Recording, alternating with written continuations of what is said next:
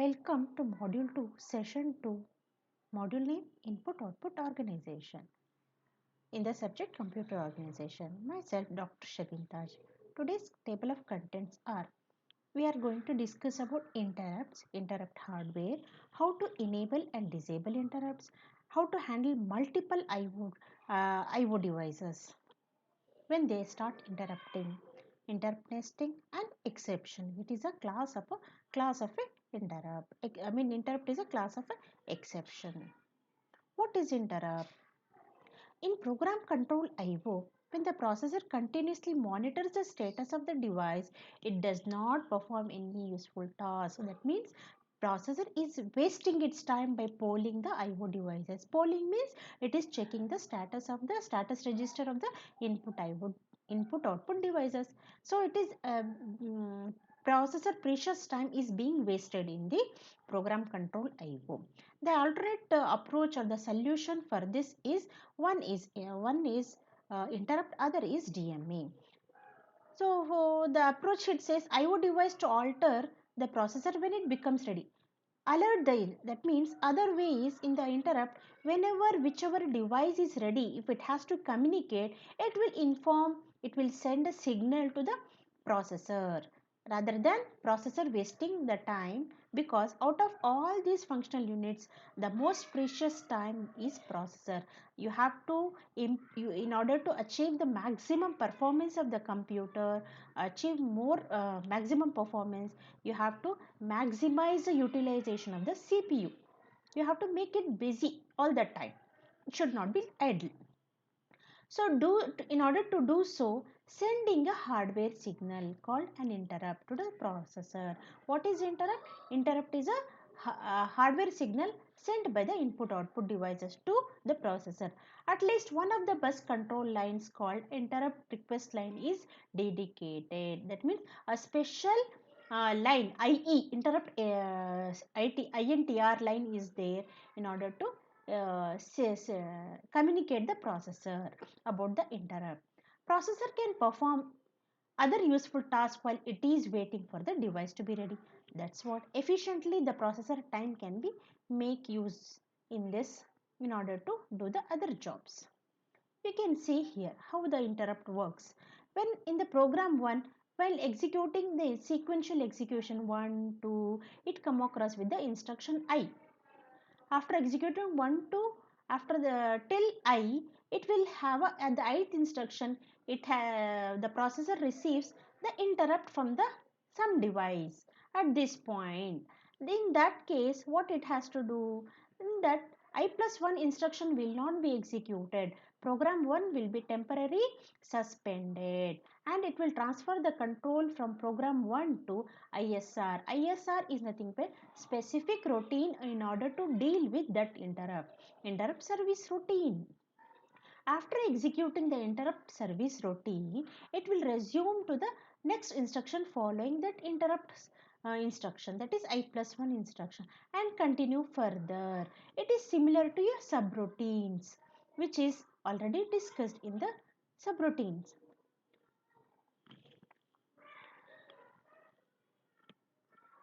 The treatment of an interrupt service routine is very similar to subroutine, as I told you. However, there are some differences. What are they?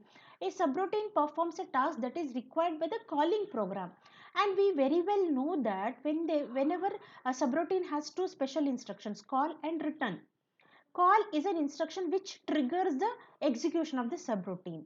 Means you exactly know where the subroutine is occurring, but in case of interrupt, you don't know at what point of program, what point of time while executing the program the interrupt can occur. This is one difference. ISR routine may not have anything in common with the program it interrupts.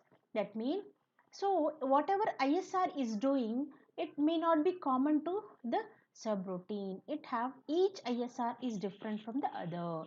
I will like to interrupt is, for every interrupt there is a specific ISR is there. Interrupt service routine and a program that it interrupts may belong to different users.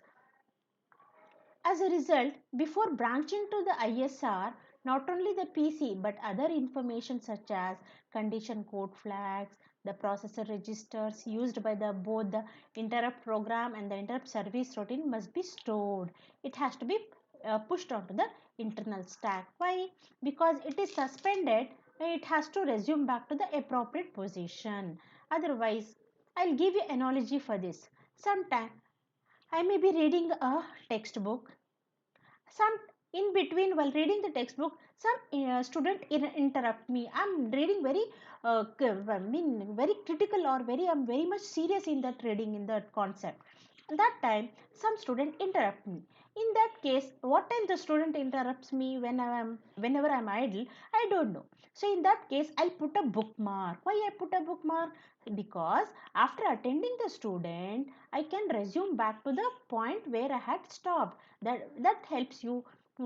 Bookmark helps me to resume to the proper point. This is an analogy for your interrupt and interrupt service routine. The normal program is your program is your reading the book. Interrupt is a student. Interrupt service routine is what you attend to the student and analyze and his attend that student and resume back is nothing but and the bookmark is nothing but you save the information on the stack. You are not saving, it is actually implicitly saved on the input stack, I mean default stack. This will enable the interrupt program to resume the execution upon the return from the ISR. Saving and restoring information can be done automatically in the processor, or it can also be done explicitly by the program instruction. So saving and restoring registers involve memory transfers. It increases whenever you have merits. There is a demerits in the uh, so, interrupt. It increases the total execution time. It also increases the delay between time an interrupt request is received and the start of the execution of the ISR. This delay is called as interrupt latency. That means that device has interrupted the processor while executing program, and then the processor will attend that interrupt by executing ISR. The delay between that is nothing but interrupt latency. In order to reduce the interrupt latency, most processor save only minimal amount of information. Why? What is the latency? Where is that latency incurred, or how much latency it is used? Where is it used? Means in order to save the information of PC, because all same set of registers has to be used in the execution of ISR. PC, MER, MDR, status registers, all those things has to be used. The minimal amount of information includes PC and the process status register. These are the two very much required information which you need to use in order to resume back. Any additional information that must be saved explicitly by the program instruction. You have to do manually at the beginning of the ISR. When a processor receives an interrupt request, it must branch to the ISR.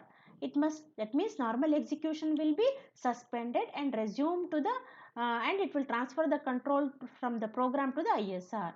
It must also perform device that it has recognized the interrupt request. This can be accomplished two ways. Some processor have an explicit interrupt acknowledge control signal for this purpose. That means whichever device is interrupting the processor in turn has to acknowledge by saying that yes, I'm going to attend your interrupt. Otherwise, that is positive acknowledgement. If it is not acknowledging, there should be negative acknowledgement by disabling that interrupt. So, positive acknowledgement is enabled. Interrupt request, the interrupt execution of the program may alter the intended sequence of events. Obviously, when you are doing executing, interrupt may alter the sequence. Uh, Sometimes this alterations is undesirable. That means very crucial or priority the program priority is very much high. In that case, when I am doing that, whenever interrupt occurs, that is not desirable. In that case, I have to say hmm, disable or close. Okay, in that case, how is that possible? The processor may not want to be interrupted by the same device while executing its ISR. This is also case when executing one ISR, then I may receive one more interrupt from the other IO device that will lead to loop. So processor generally provide the ability to enable and disable such interruptions as desired. So that's why there is a facility called enabling or disabling. Uh, you have in the interrupt service interrupts. To avoid interruption by the same device during the execution of ISR, first instruction of the interrupt service routine can be interrupt disable. That means what? As soon as you start executing ISR, you have to first disable the interrupt. Why is it so? Because whenever IE is enabled, I can get so many interrupts. So I have to disable. It is disabled. Last instruction of the interrupt service routine can be interrupt enable. Why? Once ISR is executed, yes, the processor can receive further interrupts. So that's why interrupt enable is done. Most computers have several IO devices that can request an interrupt.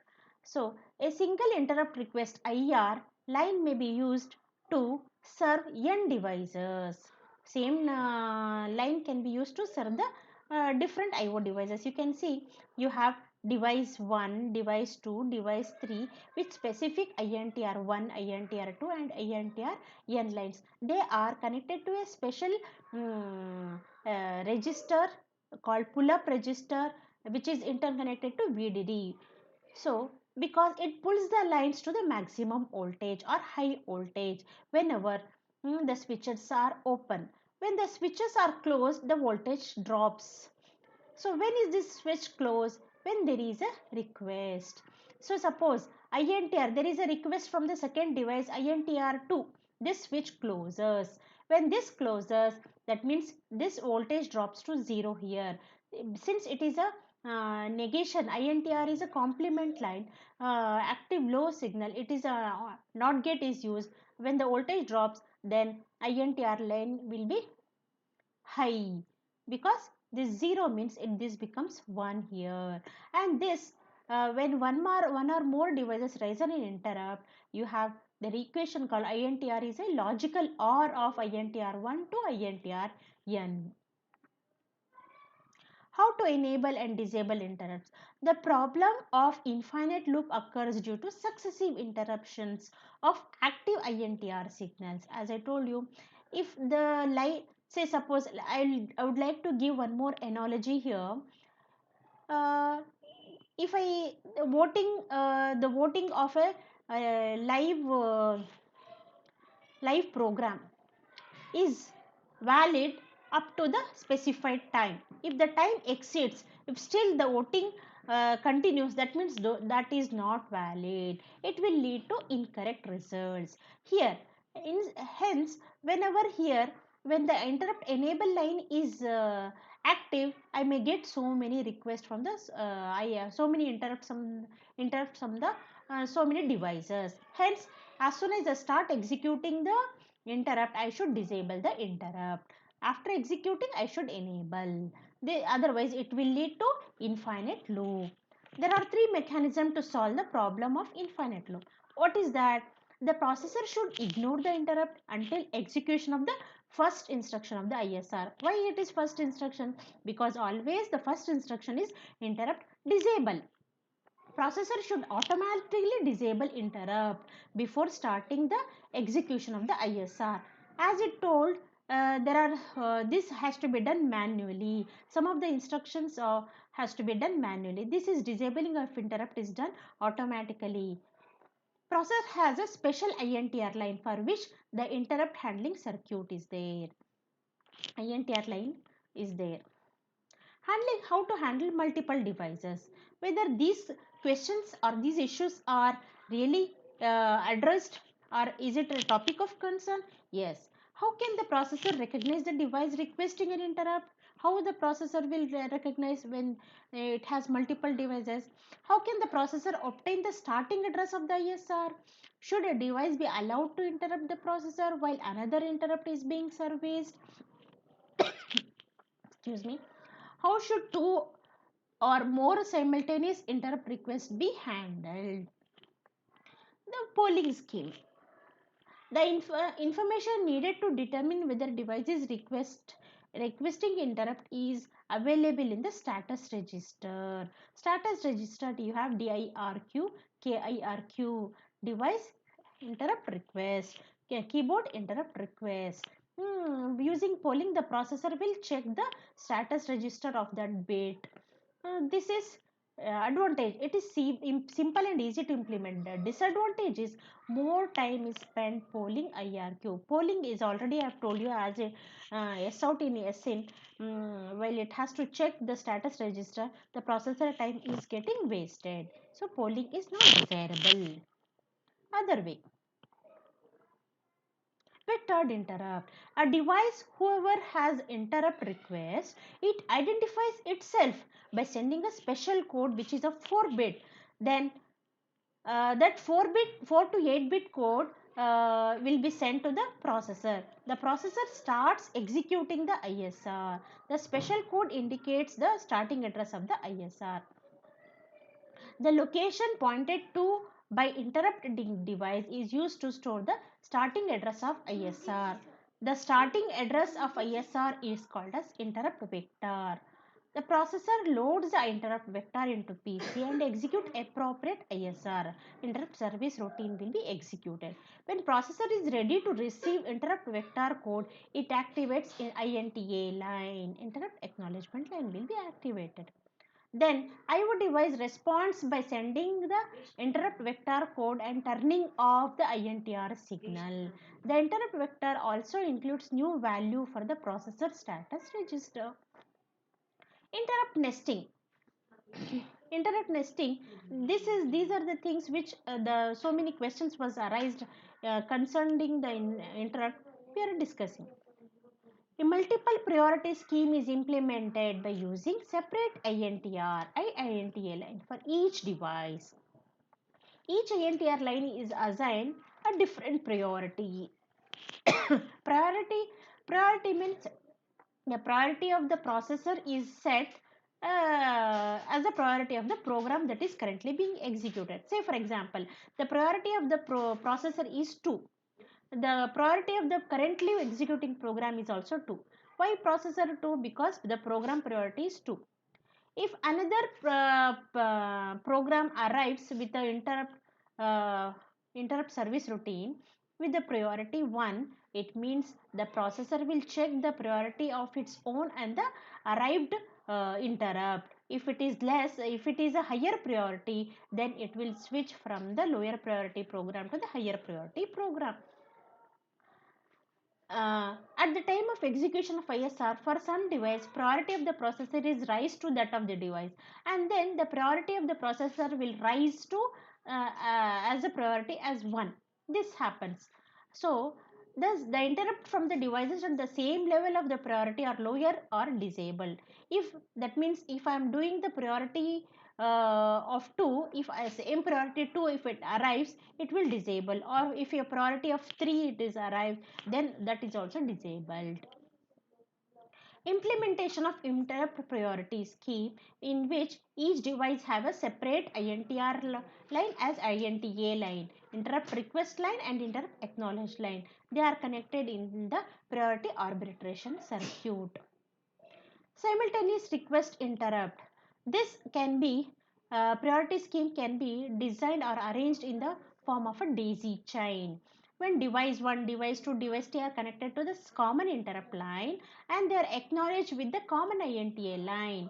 The daisy chain is what? If suppose device 2 is raising the interrupt, then in that case the processor will acknowledge to the device 2 by sending INTA line. That INTA line is received by the device 1. When it is notice that it is not meant to it will forward that to the device 2. This is called daisy chain arrangement. And arrangement of priority group. The combination of the daisy and the priority arbitration is nothing but priority groups. Each INTA 1 is of one priority. INTRP is another priority. Likewise, depends on the priority, they are arranged in the daisy chain fashion. Exception. What is an exception? Exception refers to any event that causes an interruption. So exception is a subclass of interrupt. So for example, IO interrupt, recovery from errors. So exception is what? Division by error. 10 by 0. Division by 0. That is an error. That is an exception. You have to deal with that. Either from the recovery from the errors or debugging, or it can be privilege exception. Recovery from errors. And debugging means it is removing the errors by using a trace or adding the breakpoints. So again, what is privilege exception? A privilege exception is what? There are two types of mode in the computer. Privileged mode or supervisor mode, and the user mode. Privileged mode or supervisor mode is one where the processor execute the privilege instructions. Privilege instructions means the system instructions. System instructions like changing the priority of the processor and all. User mode means user application instruction, application programs will be executed in the user mode. When user in the user mode, if they try to change the priority of the processor, then it causes an exception. That is nothing but privilege exception. This is the end of the session 2. Here are the references.